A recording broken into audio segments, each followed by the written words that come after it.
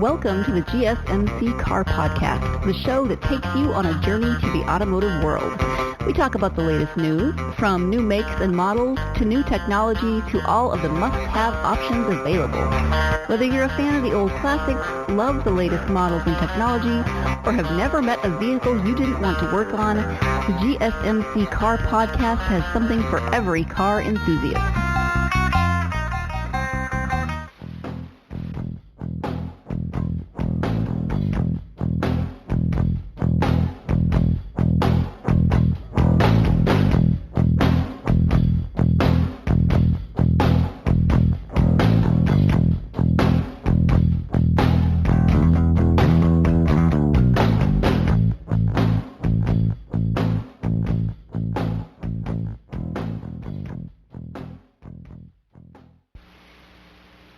Hello and welcome to the GSMC Car Podcast, brought to you by the GSMC Podcast Network. I'm your host, David Lucy Mabel.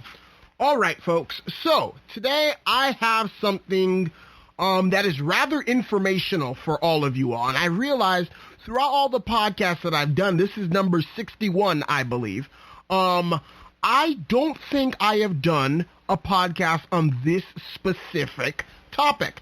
And this is something that is, of course, constantly buzzing around the car community and around car enthusiasts and whatnot. So I thought I should mention it and to see what exactly, is going on with this and what sorts of new things. So I teased you all for long enough. This is what I've decided to do the podcast on. I've decided to do the podcast on the 25-year import rule and why does it exist.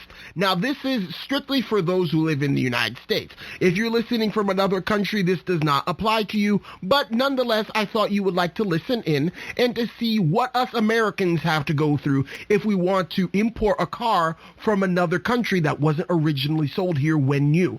So let's get started. To preface this is what jogged my memory, if you will, as to why I decided to do this. The other day, my girlfriend and I are going to Fort Myers Beach or somewhere nearby to go kayaking. And then as we're in the car, she's driving her car, I believe. We come to a stoplight, and we see a white Buick in front of us. And I'm seeing a car, and I don't even think anything of it. It looks just like a regular white Buick LaCrosse. And then, of course, she doesn't know cars as well as I do, so she has to read the name and the model on each of the cars that she sees to bring my attention to it. She's like, "Hey, that's a white Buick Allure in front of us." And I was like, "What? That's a Buick Allure?" I was like, wait a minute, that car is only sold in Canada. How did it get here? And lo and behold, when I look at it, it's Quebec plates, and it's from Canada. Obviously, it has Quebec plates. And it must have belonged to either a tourist or a snowbird who was down in Florida for the winter months. And I was just shocked because I told her that, hey, in Canada, this is the same exact car as the LaCrosse, but it's sold as the Allure because the LaCrosse has a different connotation in the Quebecois dialect of French. And it's not something that they could market the car under. It has a weird connotation in their version of French, so that's why they named it the Allure instead of the LaCrosse. And that came to mind. I was like, what if I were to buy a Buick Allure that is mechanically identical to a Buick LaCrosse in Canada and try to import it to the United States? And then it hit me. I was like, that's what I'm going to do my next podcast on. Because even though the car is exactly the same, just with a different, name attached to it, there is a whole bunch of red tape that I would have to cut through because the Buick Allure was not sold in the United States new. It was sold as the Buick LaCrosse. It is technically a Canada-only model. And correct me if I'm wrong out there, but that, I believe it would have to apply to some, rule under the 25-year import law that was passed in the year of 1988. So let's give you some background on this. How did this, law come to fruition? Why does it exist? The origins of the 25-year rule. Before 1985, there was a rather large market for what they call gray market import cars into the United States. Now, you may ask, what exactly is a gray market import? Allow me to explain. A gray market import is a car from a foreign market that has been imported by a third party. For example, someone other than the official car manufacturer. So let's say nowadays I go to Japan and I buy a Toyota Crown Royal Saloon. Okay, I buy a Toyota Crown Royal Saloon, and let's say I buy a Toyota Chaser, a Toyota Crown Royal Saloon, a Toyota Crown Comfort, a Honda Step Wagon. I buy a Suzuki Hustler, and I buy a Toyota Port or something. I bring all of those Japanese-only models over to the United States. Prior to 1985, I would be able to do that with, no ifs, ands, or buts from the government. The government wouldn't care. I would be able to do that off of my own volition, and there would be no problem with it. So, this is what ended up happening. The first problem with these gray market import cars was the fact that they didn't meet safety standards. Due to the strict safety standards in the U.S., most of these cars did not comply with U.S. safety standards. Typically, these cars would then be taken to a shop and then modified to meet U.S. standards. So all is good, right? If I can just import those cars that I had mentioned earlier, which obviously they probably didn't exist in the time period that I'm speaking of, but just for kicks and giggles, just for the sake of example, let's say I bring over the Suzuki Hustler, the Toyota Chaser, Toyota Crown Comfort, Toyota Crown Royal Saloon, and the Toyota Port, or whatever cars that I had said earlier. Let's say I bring them over. I should be able to take it to a shop and then have them upgraded to U.S. safety standards.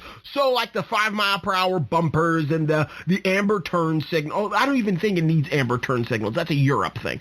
There's certain things that it needs in order to meet U.S. specifications. So let's say I do that, and I do it legitimately. The car should be fine to drive. Yes. However, doing that legitimately, not only does it take time, it costs a lot of money. So therefore, I have to go and sell those cars for a lot more money than the other guy who's not doing it legitimately. And this is what ended up happening.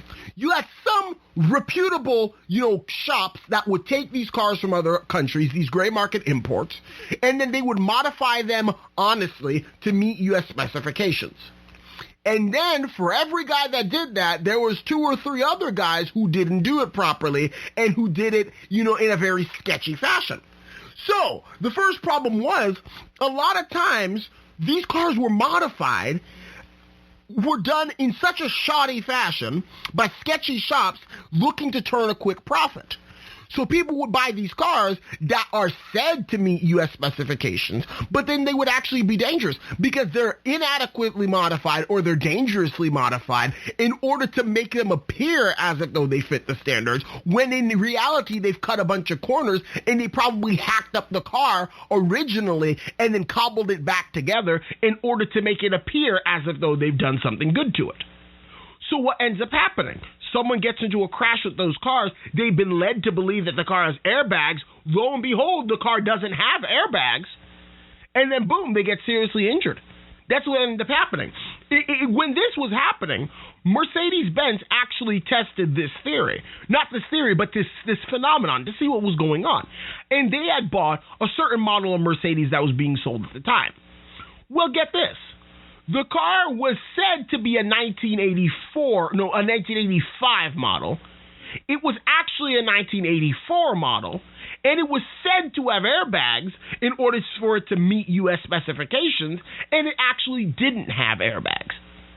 So now, here we are. Mercedes-Benz has figured this out. they begin to petition the government to put an end to this. So what happens next? What happens next is the government comes up with this 25-year rule. And it wasn't only because of safety standards. There were these cars that not only were unsafe, some of them were modified to make them seem like they were cars that they actually weren't. For example, there are certain variants of cars that are offered only in the U.S. and are offered only in Europe and are offered only in Japan. If I could put it, you can get an Audi, station wagon in the United States, but you can't get an Audi RS2 Avant in the United States because that was a Europe-only model. Well, theoretically, what would be done, they would take these cars that were offered in the United States and then they would vamp them up and, or not vamp them up. That's the wrong term. They would soup them up. They would modify them and make them look like they were a much more expensive model, and then sell to an unassuming buyer, and then they would spend a fortune on this car, only to find out that was actually a fake. Another problem with gray market import cars. And then there's another problem, even still. Import cars a lot of times were cheaper than their counterparts in North America. As a result, people bought a lot of gray market imports from third parties, so much so that American car companies began to lose money.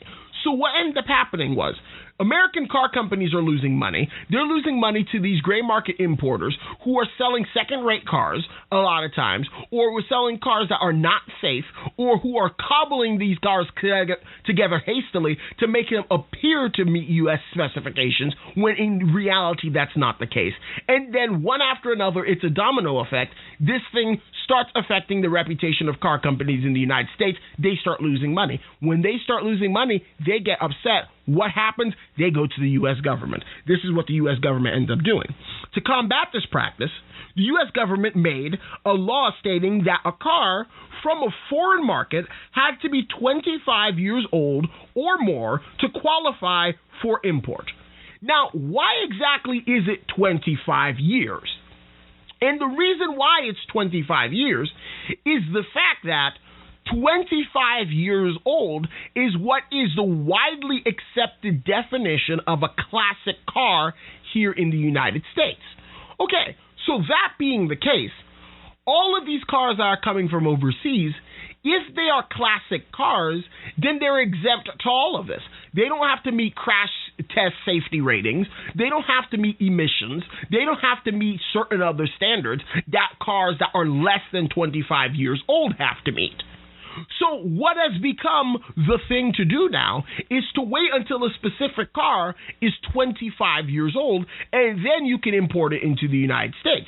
Now, this has caused, this has been the cause of much grumbling and much complaining amongst the car enthusiast community, including myself.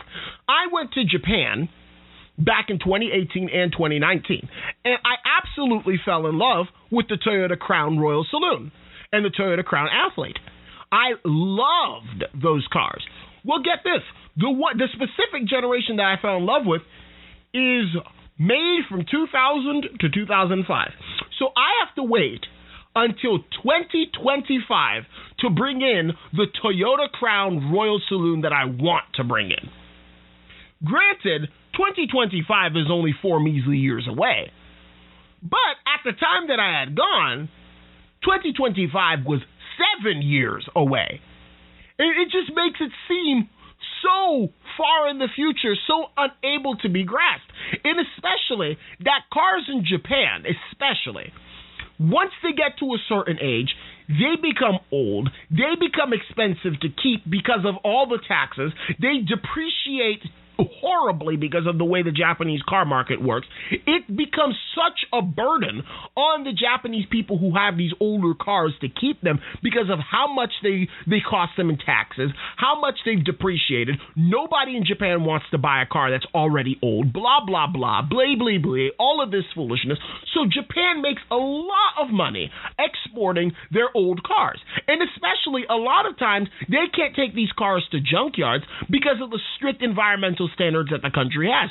So a lot of times they take these cars and then they ship them overseas to other right-hand drive countries, and even some left-hand drive countries who use them for mail purposes, just like we do in the United States. For example, Jeep Cherokees from the Japanese market, that are right-hand drive, have found new life here in the United States as rural mail carriers in places where the roads aren't good and the Grumman LLVs, the regular mail trucks that you see, just can't cut it. So they use Japanese market Jeep Grand Cherokees because they're right-hand drive and they're easier to put mail in and then to put directly into the mailbox because the mailbox is on the right-hand side of the road, just like the steering wheel. And then there are other cars that they import to places like Australia, to England, to South Africa, to New Zealand, to all of those other right-hand drive countries that are, dying for, cheap cars. And lots of countries in Africa as well get Japanese cars that are just so dirt cheap, they don't want them in Japan. People buy them in droves and then sell them on used car lots in Africa and Australia and in England and New Zealand and all those other places. So that's what ends up happening to the Japanese cars. Now, it's a shame because the reason why I mention that is because they're so cheap. And the Japanese take such good care of their cars. I can get a Japanese car with 40,000 miles on it for $10,000. $10,000. And all I have to do is just, register it here in the United States. I'm like, my goodness. The Toyota Crown Comforts, the ones that I saw, they're getting old. Granted, they're still very common because, they're like Buicks over there. Everybody, who wants a little bit of luxury buys them. But they're getting old. Eventually, they're going to start falling out of favor. And I'm like, dang, I don't mind. Us Americans don't mind driving 15, 20-year-old cars. I mean, I could make a business out of this. I could buy a bunch of these and sell them in the United States, which you can, but you have to wait until they're 25. And you have to wait a lot longer. And then the longer you wait, the less the value, the less the market, the less the availability of these cars are. Because by the time they start getting older, certain countries with less restrictive laws on import cars start buying them up. And then by the time it gets to be 25 years old, there's such a small amount of them and such a huge demand that, you have to skyrocket the price. That's exactly what's happening to certain cars like the Nissan Skyline R34 GTR. Because those cars are so popular because of video games, and namely because of the Fast and Furious series, that as these cars are getting to be 23, 24 years old, they're about to reach that 25-year mark. So values are skyrocketing. I can tell you right now, you probably couldn't find a Nissan GTR from Japan of the R34 generation for less than 60 or 70 grand. And that's because of how hyped those cars are. Because of the movie, because of the pop culture significance they have, people want them. It's the same thing that's happening to, turbo Supras right now. A turbo Supra is going for $30, $40, $50, $60, $70,000 like it's nobody's business. Because they are so popular and it's becoming, they're becoming available for you to import now. Granted, there was a Supra that was offered in the United States, but it wasn't the turbo model. But anyway, so we're going to move on to the next segment in which I'm going to discuss what exactly does the 25-year rule, 25-year rule mean for car importers? What does it mean? And what does it do? And what exactly are the tenets of this rule? So please stay tuned for the next segment.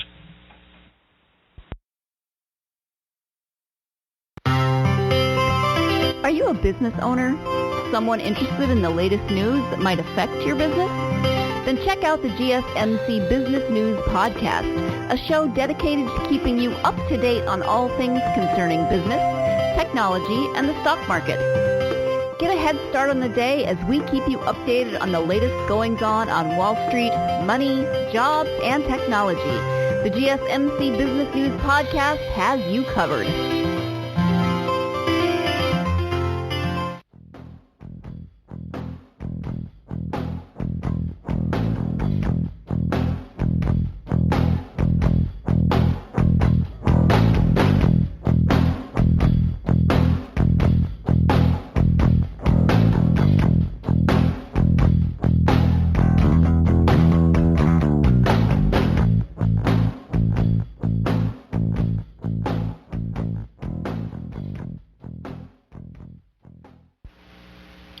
Okay, welcome back, folks. So here we are. We've gotten to segment 2 after discussing segment 1, how exactly the 25-year rule came to fruition and what exactly are the implications of it. So here we are to segment 2.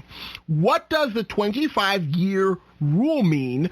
Or, that always sounds weird. The 25-year rule. Yeah, what does the 25-year rule mean for car importers? Okay, so first off, it's a bit more complex than the car is just 25 years old. Now, you put it this way. That's to put it in layman's terms. Yes, the car has to be 25 years old. That's exactly how you start the process, essentially. But here we are. The rule states that the car itself must be 25 years old.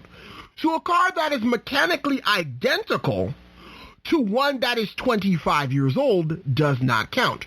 For example, I've got a Buick Park Avenue Ultra. That's a 2004 model. My car is mechanically identical to the 1997 Buick Park Avenue Ultra. However, if this was a car that I was trying to import, I would have to go with the older model, even though the newer model is mechanically identical. Has the same engine, has the same emissions, has the same everything. It's a few years newer, that specific specimen of the car. So that puts it into perspective. These R34 Nissan Skylines that are going to be available for sale soon in the United States. They were offered first in 1998, so by 2023, they should be available for import. Legally, that is. What does that mean? You're not going to be able to buy these cars if you're looking for a 1999 model, let's say. You're not going to be able to buy the 99 model. You have to buy the 98 model, because the 99 model, you have to wait until 2024 to do that. So this is the issue. This is the foolishness that ensues as a result. Because now you're going to have a bunch of people scrambling, oh my gosh, I have to get a 1998, And it's even more dumb, because if the car was made in September of 1998, for example, for that specific car, you have to wait until September of 2023. So it's not as soon as the clock strikes midnight on New Year's Day, 2023, you can bring your R34 Skyline from Japan. No. For that specific car, you have to wait until the month of the manufacture. And it turns exactly 25 years old for you to bring it in. Why is it so stringent? Why is it so stupid? Why anything of that sort?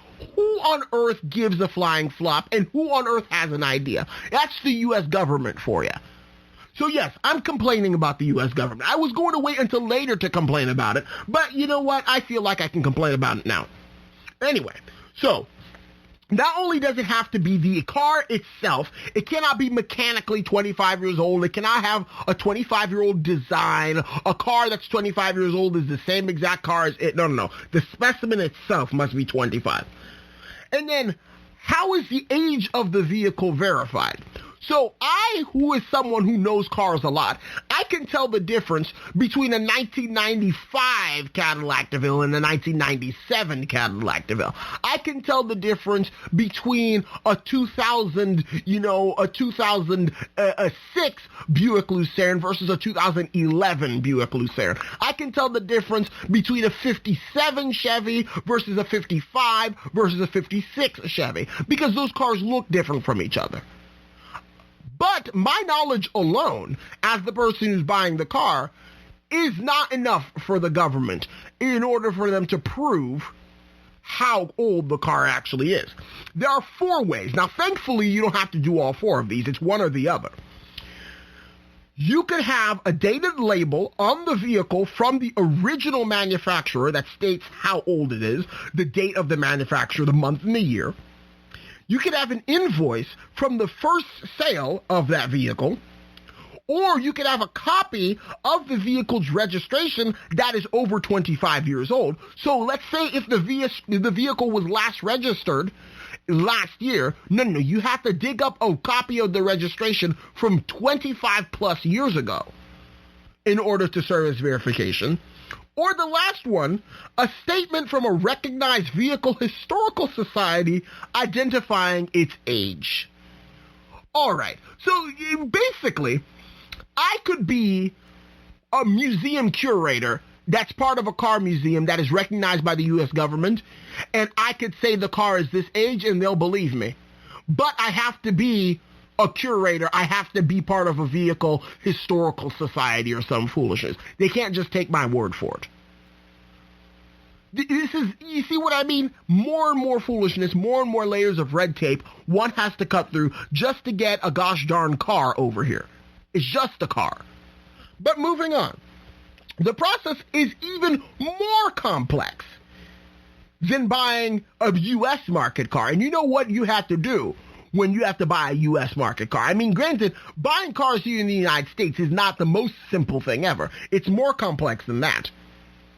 But it's considerably simpler than the 21-year rule. Now, why don't you hear about the 21-year rule? It's because the 21-year rule is highly impractical.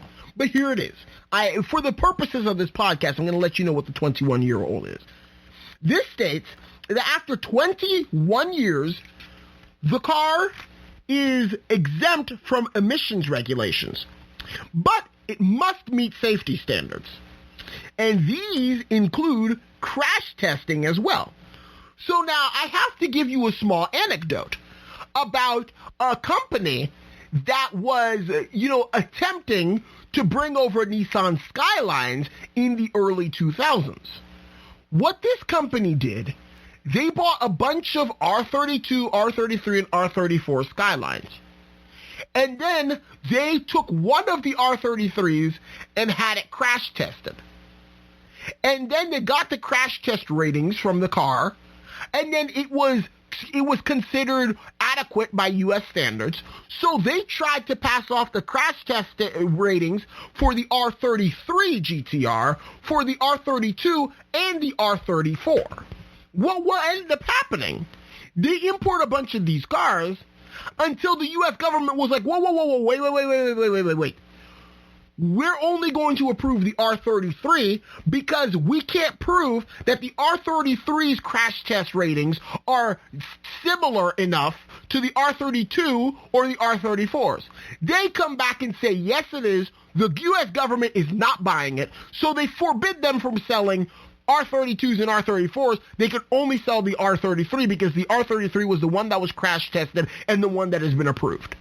Well, in 2006, I think they were called like Motimo or something, some car company, some like third-party enthusiast car company or whatever. So in 2006, they pulled the plug in the operation. They're like, you know what? Forget it. We're not trying to sell Skylines anymore. Because it had gotten to the point where even this company that actually had the resources, in which, by the way, it could be $250,000+ for you to get a car crash tested. And not only that, you have to actually get a car to crash test. So not only do you have to buy the car that you're wanting to bring over, you actually have to go buy another one and sacrifice it to the gods of the U.S. government just so they can prove that it's safe enough. What a waste of money. Unless you can prove that the crash test ratings are substantially similar to a car that was produced for the U.S. market. Which is probably how Doug DeMuro was able to import his 1998 G-Wagon Cabriolet.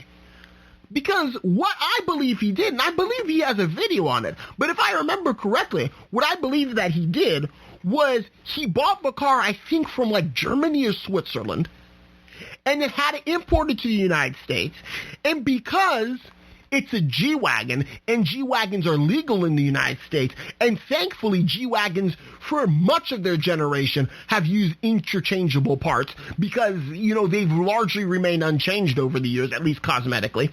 He was able to find a donor car and then change the color of the turn signals and change some other things to make it U.S., spec as far as, how the lights worked and whatnot. And then what he was able to do was then prove that, hey, this is a G-Wagon, so you could use the same crash test ratings as you do for the U.S. spec G-Wagons for my G-Wagon. And it worked. And it didn't only work for him. I remember years and years and years ago, I'm looking on eBay, shopping for cars as like an elementary schooler because I've been this way for my entire life. I know I'm abnormal. And then I saw a G-Wagon Cabriolet for like $200,000 being sold in like California or something. So it obviously worked for that person too, because the G-Wagon Cabriolet was never offered in the United States. The other variants of the G-Wagon were, but not the G-Wagon Cabriolet. Okay. So there you have it. So you either have to buy a car that's extremely similar to one that was sold in the United States and then still have to spend the money to convert it to U.S. spec, but you don't have to get it crash tested, or you could wait 25 years. Why do you think you've never heard of the 21-year rule? It's because it's wholly impractical and completely unreasonable. So here we are. We get all of this, is terribly complicated. And then there are some exceptions. And even the manufacturers have helped a little bit. So stay tuned for segment 3 so you can find out what the exceptions to the 25-year rule are and how the manufacturers have pitched in to help. Tired of searching the vast jungle of podcasts? Now listen close and hear this out. There's a podcast network that covers just about everything that you've been searching. Hey! The Golden State Media Concepts Podcast Network is here. Nothing less than a podcast bliss with endless hours of podcast coverage. From news, sports, music, fashion, cooking, entertainment, fantasy, football, and so much more. So stop lurking around and go straight out to the Golden State Media Concepts Podcast Network. Guaranteed to fill that podcast itch. Whatever it may be. Visit us at www.gsmcpodcast.com. Follow us on Facebook and Twitter, and download us on iTunes, SoundCloud, and Google Play.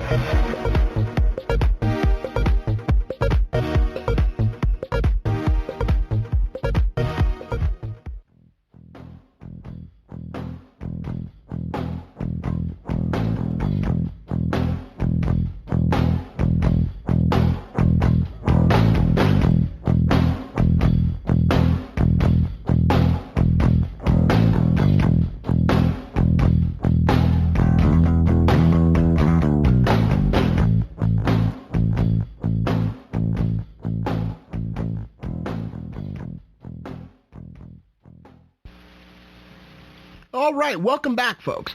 So we've discussed segment 1 and we've discussed segment 2. Segment 1 was discussing the origins of the 25-year rule. Segment 2 is discussing what exactly does it mean, what are some procedures that you have to take, blah, blah, blah, all the in and outs of this 25-year foolishness that we've been discussing. So now, segment 3. Here are the exceptions to the 25-year rule and what the manufacturers have done in order to, I guess, mitigate it. Not necessarily solve it, but mitigate it. So, you already heard one exception at the end of segment 2, the 21-year rule, in which you could wait until the car is 21 years old so it doesn't have to pass emissions, blah, blah, blah, and then you can have it converted to U.S. specifications, but then in many cases you still have to get it crash tested if you're not able to prove that it's similar enough to a car that's being sold here in the United States already. Wow, that was a mouthful. Nobody's going to go through that trouble. At least some people do go through that trouble, but most of us lay people aren't going to go through that trouble. So, what is another exception to the rule? The exception is something they call the show and display law. The show and display law is exactly what it sounds like. This is why you can go to a museum and then find a car that is 10 years old that was sold in Europe or in Japan, but it's here on U.S. soil being showed in a museum. Those cars, because they are historically significant or of artistic value or some other subjective thing, they're able to be brought in as an exemption to the 25-year rule. And this is why I think this show and display law is really, it's some foolishness. I'm going to tell you why. Because you have to somehow prove that this car is artistic or historically relevant or something. Who's to say that the car is artistic and who's to say that the car is historically relevant? How do you prove that? That's not an objective measurement.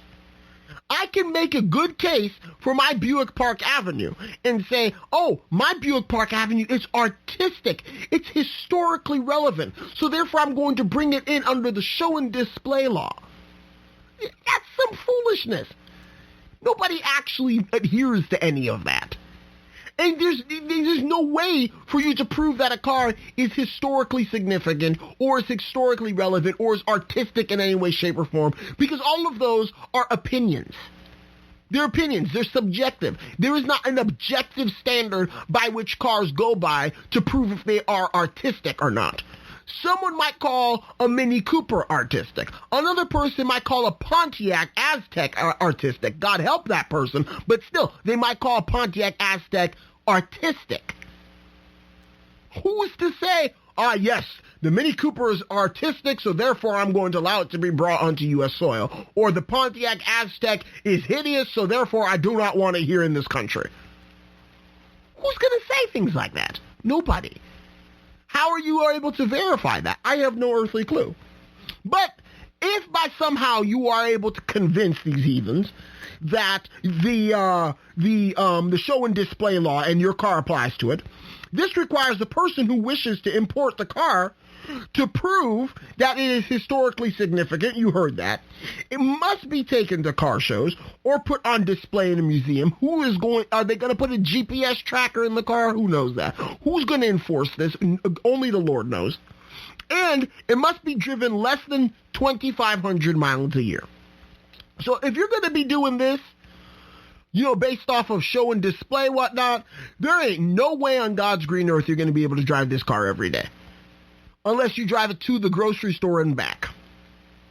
Because if you do that, you're going to be breaking one of the fundamental rules, and they might fine you, they might impound the car, they might do something. Who knows?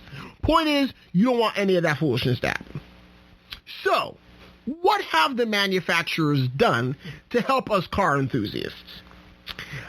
The manufacturers have done a lot more than the government has done. I'll put it that way. But the manufacturers, they're just not getting it. And I'm going to tell you why they're not getting it. Okay. So they've responded to demands for certain vehicles and offered U.S. spec versions of them here. Example, the Honda Civic Type R. Honda Civic Type R was never offered in the United States. I believe it was a Japan-only model until recently. I believe it was like 2015 or 2016. That generation of a Honda Civic was offered as a Honda Civic Type R if you were willing to pay the extra money. It was offered as a Japan-only model until recently. Another one, the Range Rover. The Range Rover had existed over in the United Kingdom for quite some time. Before it became so popular as a gray market vehicle and people wanted so much of them, Range Rover decided to capitalize on it and then offer a US spec version of it. Same thing went with the Mercedes-Benz G-Wagon. I believe the first Mercedes-Benz G-Wagon didn't sell until the year 1999 or 2000 here in the United States. But it had been offered in Europe for ages before it finally got approved to be sold in the United States. Because it had been a military vehicle that turned this, luxury suburban vehicle. It had always been a military vehicle, so there are G-Wagons from ages ago that were European-only models, made in Germany, and then now you can buy a G-Wagon here in the United States. Because of all the demand and all the gray market G-Wagons that are coming in, Mercedes-Benz decided to capitalize on that fact and then offer a U.S. spec version to legitimately buy here in the United States of the G-Wagon. Another thing, the Audi RS6 Avant. The first Avant to be offered in the United States. Doug DeMuro has a video on this you can go and see. He compares it to his RS2 Avant that was a Europe-only model versus RS6 Avant that you could buy brand new in the United States today. And another thing, one of the things that's hotly contested and that's hotly debated is, whether the Nissan GTR is a legitimate successor to the R34 GTR. Because the Nissan GTR that we have in the United States is technically the R35 GTR. But what I believe the manufacturers are not understanding, we don't care so much about the cars that are here in the United States. The very reason why we care so much is these other cars that were legendary that were never offered here. So if they were going to do anything, they should have brought back the old ones and then made them for sale available to buy brand new in the United States, even on a limited basis. It would have made things a lot easier. If you build them to the specifications of the time period, maybe with some modern, incarnations of which, and then you put some modern bits and pieces on them and then crash test them, then it makes it a lot easier for you to bring in all the other ones, and it makes it a lot easier for you to get your hands on one of them. But of course, that's completely impractical and a complete waste of money. So of course they're not going to do that. But that's what makes us want them, is the fact that they're so exclusive, they're forbidden fruit. I don't want an R35 GTR. That was sold in the United States. I could give a rat's rear end about that. I want an R34 GTR because that was never offered in the United States. I grew up seeing it in video games, seeing it in the Fast and Furious movie. I want to be like Paul Walker, gosh darn it, and I want an R34 GTR. If Nissan is going to do anything to satisfy my cravings, bring out a 2021 R34 GTR. And then you'll hear us shut up.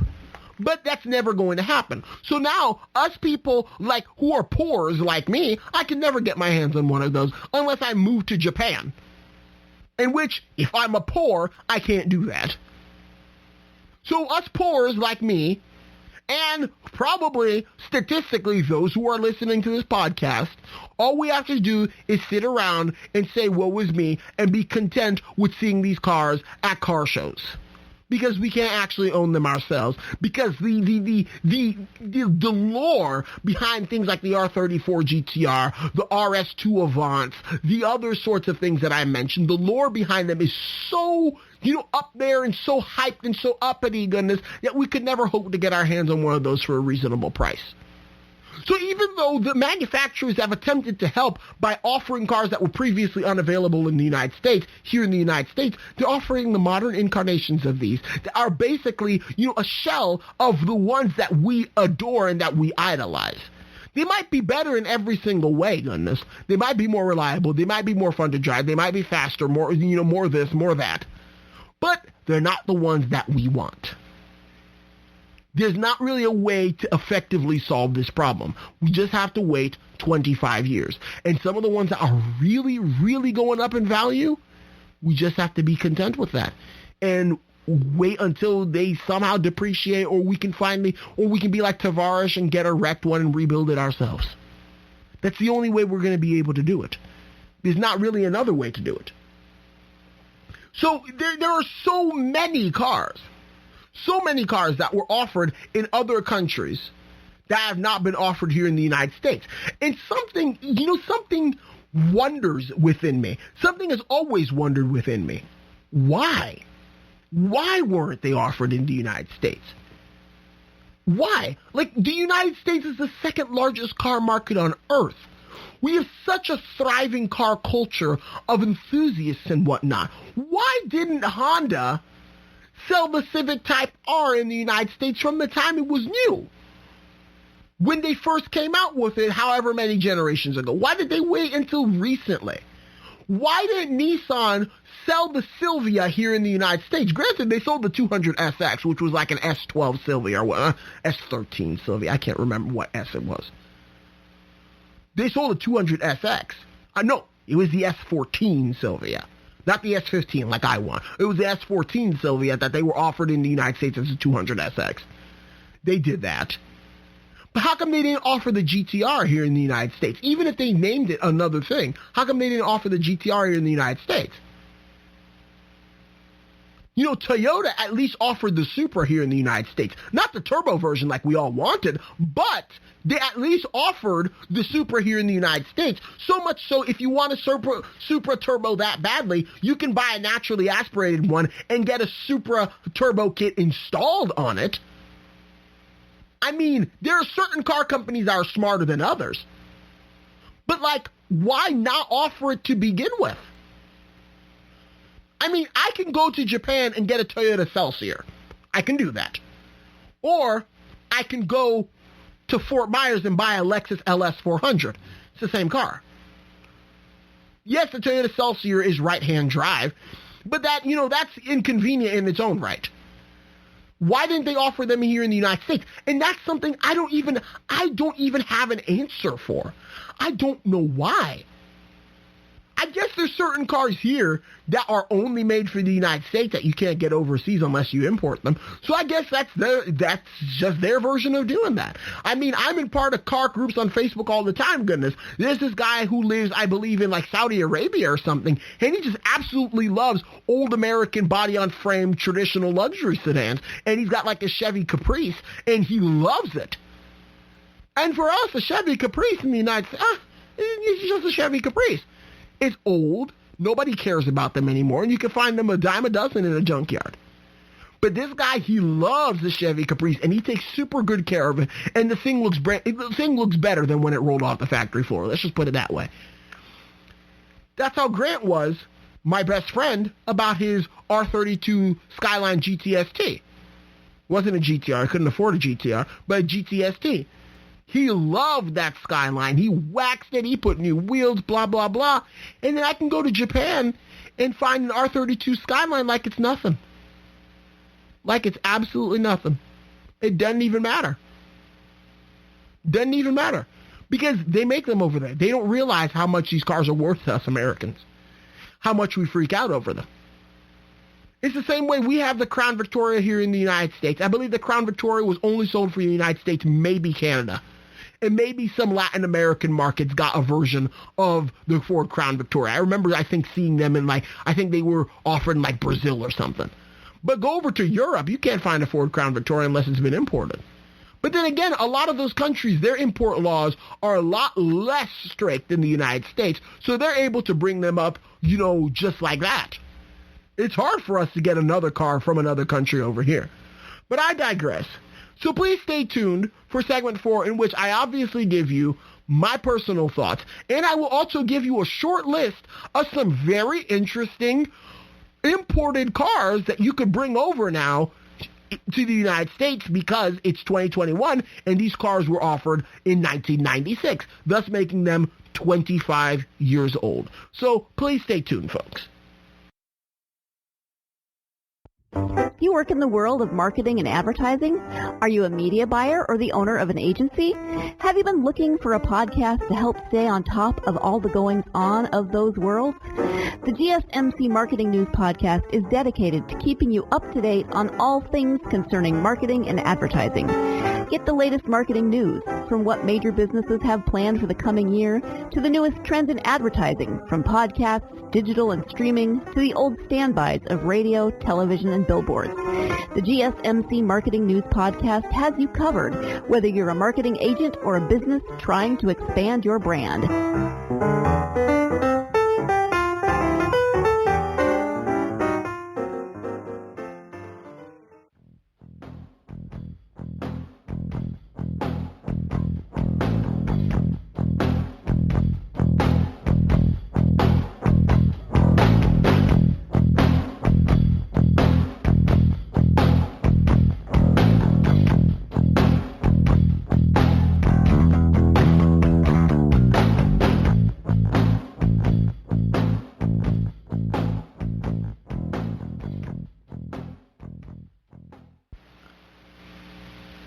Okay, welcome back, folks. So here we are.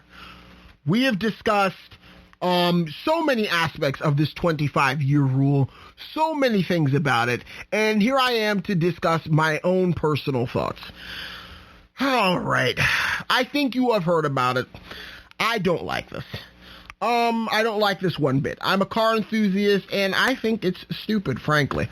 Let me see my notes on what I said concerning the 25-year rule. So my personal thoughts and cars available for import this year. The rule should be like Canada's, much less restrictive. Canada has a 15-year rule. And you know what? I think with a 15-year rule, you get the best of both worlds. You don't get a car that is potentially eating from the sales of the brand new cars, because by the time a car gets to be 15 years old, the car is sort of undesirable by the modern American tastes, by the regular market, by how this market functions. By the time a car is 15 to 20 years old, it's no longer desirable. But it can still be a viable option for people who are wanting to find something unique. It's not uncommon for a car enthusiast to drive a car that's 15 to 20 years old, because we tend to like things that are a bit unique. We tend to like things that are still viable in today's traffic, but that have a bit more personality. For example, I am conceivably making enough money that I can get a car from 2012.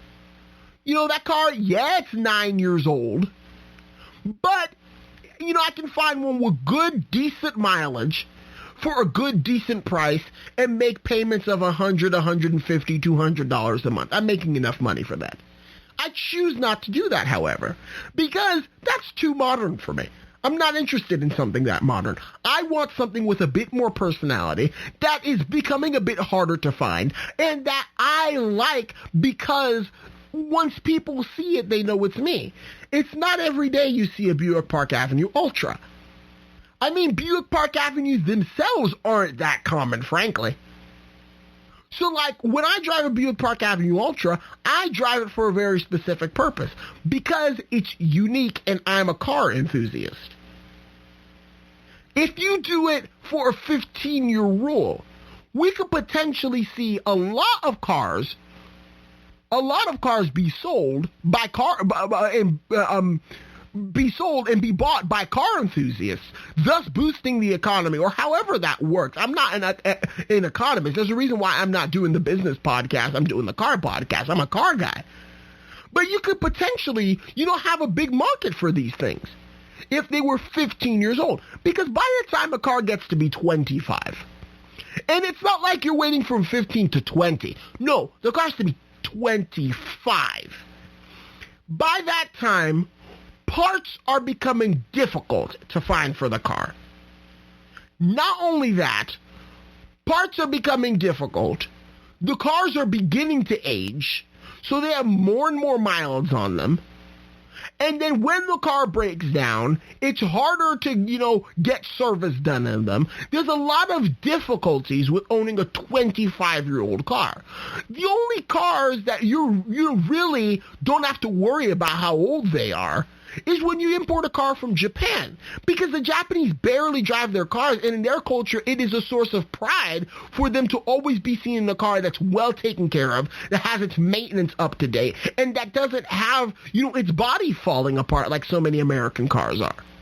So you don't have to worry about driving a car from Japan, but driving a car from Europe or Australia or wherever place you might want to import a car from, you know what? Those can be kind of sketchy. They may have rust. They may have, other sorts of problems, because they may not be as stringently taken care of as the Japanese cars. Now, when you wait 25 years, and a lot of times you're buying these cars sight unseen because you're buying them from overseas and you have to get them imported. When you wait 25 years, goodness, you could potentially be buying a lemon. Hey, is it a unique lemon? Yes. Is it a lemon that you're very proud of? Yes, but it's still a lemon. You don't want to be driving something like that. And that's where the predicament comes in. That's where the predicament comes in. Because, yes, a 25-year rule, that's great and all, but the people who are actually buying them, 25 years, that's a long time, goodness. That's a long time. Why must we wait that long when you can achieve the same effect with a 15-year rule like Canada does? And does Canada have any problem with their 15-year rule? 15-year rule? Absolutely not. Their R34 Skylines have been, available for import since 2013. Can you believe that? Since 2013, 8 years ago, they've been able to import R34 Skylines. You know what I would do? If I lived in a border town, I would just, park my car at a storage facility in Canada and then pick it up on the weekends. That's literally what I would do. But unfortunately, I live in Southwest Florida, so I can't do that. And I'm poor. So, wishful thinking on my part. But yeah, it should be more like Canada's 15-year-old rule. California's stupid. Gosh, I hate California. Oh my gosh, I just have to put it out there. I really don't like California. And I'm not saying anything against the people in California, though I did hear a Baptist preacher once say, California is like a bowl of granola. Whatever's not a nut or a fruit is a flake. So take it as you wish. But California, as far as their emission standards, this is why I don't like California. California requires every single car made after 1975 to pass emissions rating. So now, this is not just a problem for people who are trying to import cars into the United States. This is also a problem for people who are buying used cars that are USDM cars, United States Domestic Manufacture, or US spec cars. It makes it a problem when you have to buy it and then register it in California. Because let's say you buy a classic car from Florida and you live in California, you can get it delivered. Your classic car, depending on how classic it is, let's say you get a 1979 Pontiac Firebird Trans Am. Gorgeous condition. You have to now take that thing and take delivery of it in California, and they have to smog test it. And if it doesn't pass, you have to spend a whole bunch of money getting the car up to standard for California, even though this is a car that was manufactured in the United States. We're talking about cars that were made 46 years ago. 46 years ago. They are still smog testing 46-year-old cars. And as far as I'm concerned, that doesn't move up with every year. It's been 1975 for a very long time, and I don't think they're changing that rule. It's ridiculous. So imagine you want a Toyota Crown from Japan. You've waited until the year comes in which you can import yourself a Toyota Crown, be it a Crown Majesta, a Crown Royal Saloon, a Crown Comfort, a Crown Athlete, whatever you're into. You get it into the United States. It passes, it's good, it's cleared by the U.S. government. Then you live in California. So now you have to get it smog tested. And God forbid it doesn't pass. So now you go and spend all the money to get that car over from Japan, to ship it over on a ship, to get it over here, to have it inspected, to have it registered, to have it done this, to have it done that, to have it transported. And now you're in California. It doesn't pass smog testing, God forbid. So now you have to pay to get it fixed. And which, in this case, could even damage the originality of your car if they're going to go put some part on it that it was never meant to have. What on earth are you going to do? You ain't going to do nothing. The reason why you ain't going to do nothing is because California ain't going to let you do something. That's what gets me upset with California. It's just like, we're America. We should have enough freedom. Now, of course, I'm not, blinded by freedoms. I know when freedoms need to, but goodness, God gracious, it's a car. It's a car. Let people drive their cars, goodness. Let us have at least that much fun. But nope, California doesn't believe in fun, apparently. The rule is much too restrictive. Most people are going to be buying a car that's safe anyway. Why does it have to meet U.S. safety standards? Does the United States feel like Japan's safety standards aren't good enough for the United States, or that Germany's safety standards aren't good enough for the United States? All of the car manufacturing countries here on Earth, for the most part, have proper safety standards. Because guess what? They make cars in the 21st century. Of course they're going to have proper safety standards. I could buy a car that was made in Germany yesterday and bring it over to the United States, and I could feel confident driving it and not worrying that I'm going to get into some horrible car accident. I can understand why you have to change the headlight pattern and things like that. Why do you have to get it crash tested? That's so above and beyond. Why? I'm going to tell you why. There is no reason why. There is no reason why. It's just a bunch of hubris. It's a bunch of hubris. Oh, we're Americans, therefore we have the best safety standards, so therefore we're going to have you test your car that comes from another country. And if you cannot afford to have it crash tested, then you cannot afford to drive a foreign import car on American soil. Because we are America, gosh darn it, the greatest country on earth. That's it. It's just hubris. It doesn't matter. The safety standards should be good enough. You shouldn't have to get your car crash tested because you bring it under the 25-year rule. So if I move from Canada with my Buick Allure, you know what? At least it's a Buick, and there's a lacrosse version in the United States, so I'd be able to do that. But let's say I move from Canada with my Nissan X-Trail, because I've seen a Nissan X-Trail from Canada, not to be confused with the Xterra. The Xterra is a U.S. spec car.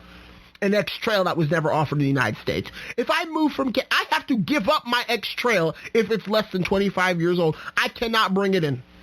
Because I either have to spend an inordinate amount of money to get it crash tested and proven to be safe by U.S. standards, and I have to cut through all this bureaucracy foolishness, or I'm just going to have to buy another car. That's real sad. It's real sad. And real sad. Anyway, let me move on to more positive things. So it's 2021. That means all of these import cars from 1996 and before are able to be brought into the United States. This includes the Mitsubishi Evo 4, the Toyota Chaser. I am super excited to see Toyota Chasers on the road, because I remember there was a customized version of the Toyota Chaser called the Tom's X540 Chaser in Gran Turismo PSP, and it was my favorite car in the game. Nissan 180SX Type X Nismo, which is basically a very, very heavily souped up version of the 180SX hatchback we got here in the United States. The Daihatsu Midget 2, it is a little Japanese K pickup truck. The Renault Sport Spider, obviously a French car. TVR Cerbera. Oh my goodness, this is an amazing car from the United Kingdom. And I tend to completely forget about British cars when talking about, import cars. But the TVR Cerbera, oh my gosh, I love the TVR Cerbera, especially the TVR Cerbera Speed. It's gorgeous. I love TVRs especially, but this car is, wow. I'm so happy you could bring the TVR Cerbera here in the United States. There's this weird, I think, Finnish car, Swedish car, something like that. Maybe Swiss car. I have no clue. It's called the Jossi Car Indigo 3000. It's some Sportster or Roadster or some foolishness. The Mitsuoka Galyu, which Mitsuoka is a really actually interesting car brand. They take basically Nissan, Honda, and Toyota platforms, and then they build really retro-looking cars on top of their platforms. So the Mitsuoka Galyu is built off of like the Nissan Crew, which I think is like used as a taxi in Japan. I've never heard of it, but it uses that platform and that engine, but it has a completely different body on top of it that looks kind of like a Bentley Turbo R with some, Cadillac influences in there. The 1996 model is a very attractive car. The ones that come after it, the Mitsuoka Galyu 2 and Galyu 3, they don't do it for me. They look weird. And then, of course, this Honda Step Wagon. And, of course, there's plenty of others, but those are some notable ones. A Honda Step Wagon is like some station wagon offered in Japan. That's a Honda. So, yeah, anyway, there you have it. I have thoroughly ranted about the 25-year import rule and how it is absolutely stupid. But in all honesty, with all facetiousness aside, it's necessary. Because if you give the public an inch, they're going to want to take a mile. And you don't want to lift this rule like there's some petition out there saying, because then it's going to cause the car market in the United States to turn on its head. And frankly, I don't blame it because, we get a lot more interesting cars elsewhere in the world than we do here in the United States. But nonetheless, this has been David Lucy Mabel with the GSMC Car Podcast, brought to you by the GSMC Podcast Network. Please follow us on social media. All the social media outlets, Apple Podcasts, Spreaker, Facebook, Instagram, blah, blah, blah, all the other ones. So please follow us, tell your friends about us, and we hope you enjoyed this podcast. So thank you and have a good night. You've been listening to the GSMC Car Podcast, part of the GSMC Podcast Network. You can find this show and others like it at gsmcpodcast.com. Download our podcasts on Apple Podcasts, Stitcher, SoundCloud, and Google Play. Just type GSMC into your favorite podcast app to find all of the shows from the GSMC Podcast Network. From movies to music, from sports to entertainment, from business news to weird news. Please subscribe to the podcast and follow us on Twitter and Facebook. Thank you, and we hope you've enjoyed today's episode.